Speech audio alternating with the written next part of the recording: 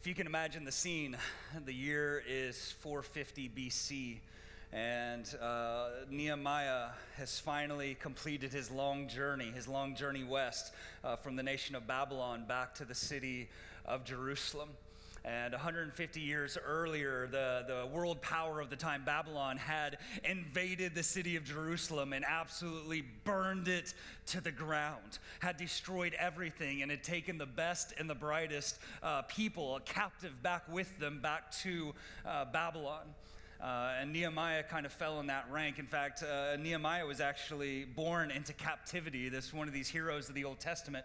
He was born in captivity. He's never been to Israel. He's never been to Judah. He's never seen Jerusalem. But he's heard the stories, and those have painted a picture in his mind of the glory of this city. He's heard of the glory of God's people, the glory of God's land. He's heard of the majesty, the trees, the cedars. He's heard of the warrior King David, the wise one, King Solomon. He's heard about the splendor of the temple of God, where God actually lives on earth in this temple. He's heard all the stories. But he's also heard some other stories in captivity about how Jerusalem is now. He's heard some stories from some people who meandered back from the city, and it tells a different story. It tells a story of the destruction of the city, the burning of the temple, the disgrace of God's people, the tearing down of the city walls, how the city is in absolute ruins. But as he crests the final hill and arrives at Jerusalem, he actually sees it with his eyes, and none of the stories do it any amount of justice. It's breathtaking. It's heartbreaking. He sees the people of God in disgrace. He sees God's city, Jerusalem, in ruins. They picked up some pieces and they're starting to put the temple back together, but it's nothing like it used to be, and the city's totally open to attack, and it breaks his heart. And so he begins this long process of rallying the Jews and rebuilding the city walls and rebuilding the city and beginning to rebuild the nation, to the point where we see it when the New Testament opens up. When Jesus is born, the nation is started to get its footing back, and now it's actually under Roman oppression. But the question is this, in fact, the million-dollar question, the question that we're going to try and get to here in these few minutes that we have is, how did they get to this point? How did it get that bad? I mean, you read of King David, you read of King Solomon, the majesty of this nation. How did it get to the point where Nehemiah is having to go back and pick up the pieces and rebuild this nation again? How did they get there? And the easy answer is this, that God had judged his people for their sins. I mean, that's kind of like the Bible knowledge, 101. That's the easy answer, that God had judged his people for their sins. In fact, that's what much of the Old Testament is actually devoted to, is the telling of this story. Is that, again, the world power of the time, Babylon, had come in, and God had allowed them and used them to judge the nation of Israel for their sins, that they had taken captive the best ones.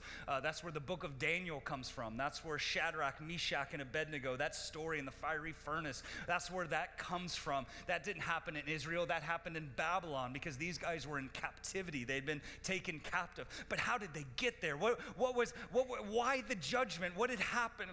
And if you take a look back, in fact, all the way back to the foundation of Jerusalem, you find it in 1 Kings and 2 Kings and 1 Chronicles and 2 Chronicles. You see this telling of the kings of Israel, wicked king after wicked king after wicked king after wicked king, with just a handful of righteous kings mixed in. And God had to do something about it, because the kings of the nation were leading the nation astray. In fact, some of the most infamous names in the whole Bible are found there. King Manasseh. King Manasseh, actually, he brought idol worship into God's temple.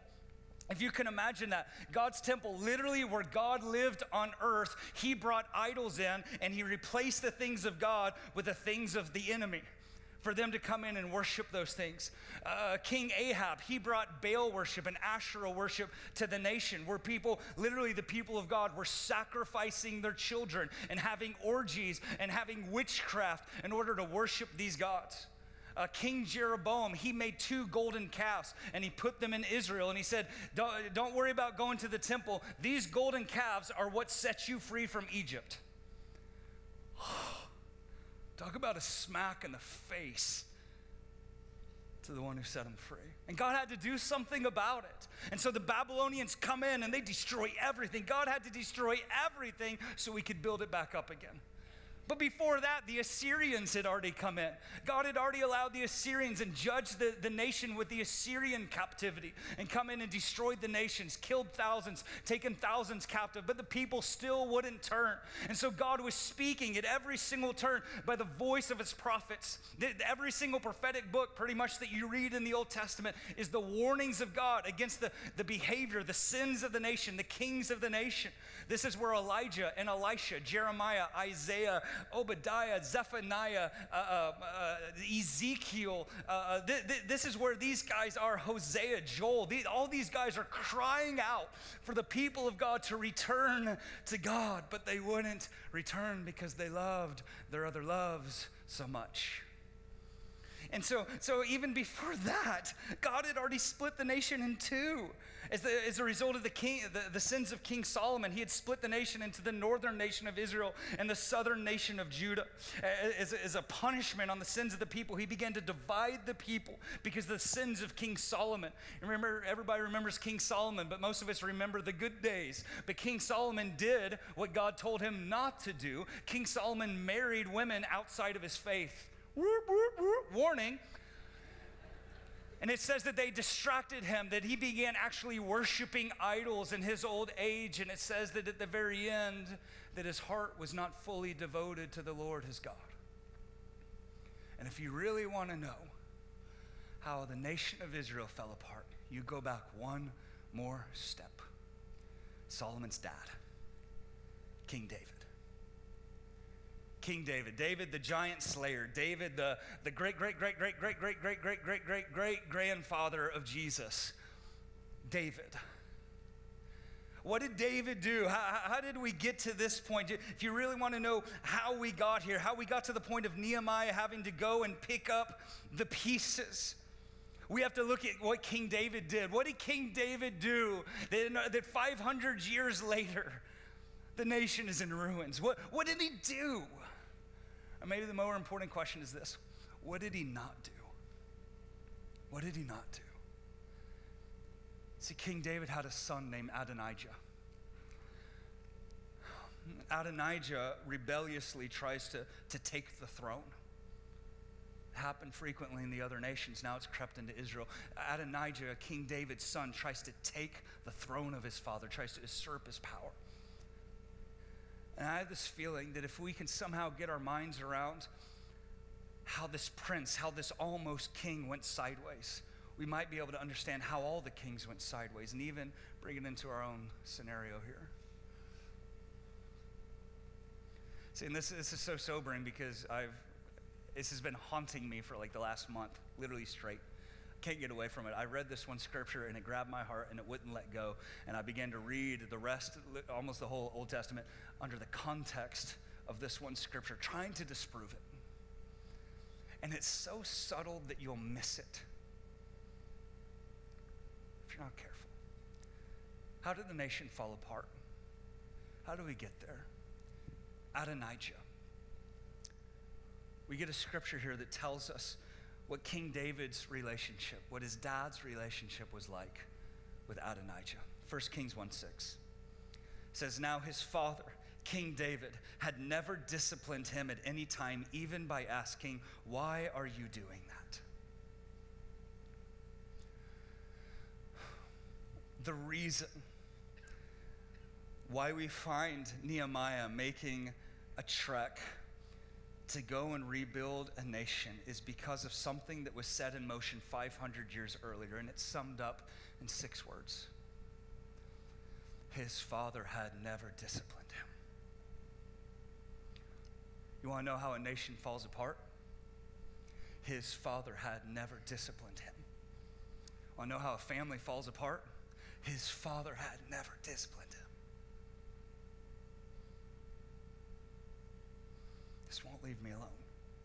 Prince Adonijah was this handsome, wealthy, warrior-type guy, spoiled brat, who his father never even once in his entire life had corrected him, had disciplined him, had redirected him, had spoken into his life. And because of that, Adonijah never knew any restraint. And more importantly than that, Adonijah did not know the Lord. You want to know really how I feel about King David? I'll tell you this. King David was an amazing man. He was a giant slayer. He was a kingdom builder. He was an amazing king. He was an amazing warrior. And this was a guy to be looked up to. This guy could rally armies. This guy could defeat kingdoms. But he was a pathetic parent. I want to say it like this. He could lead a kingdom, but he couldn't lead his own family. You want to know this? When we begin to look at King David's family, his family life, man after God's own heart. When we begin to look at his family, we see that Amnon, David's son, fell in love with Tamar, David's daughter, and he raped her. He raped his sister.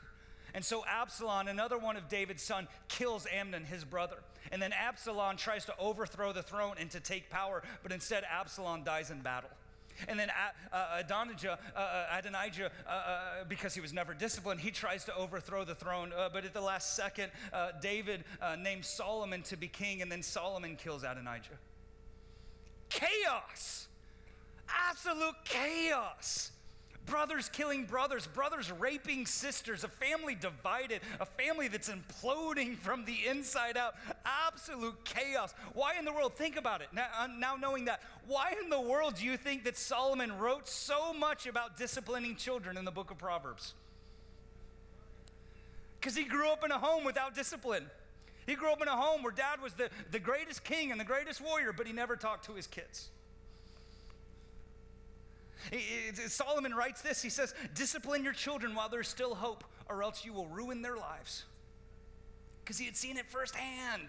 He had seen firsthand what happens when you don't train up a child in the way that they should go.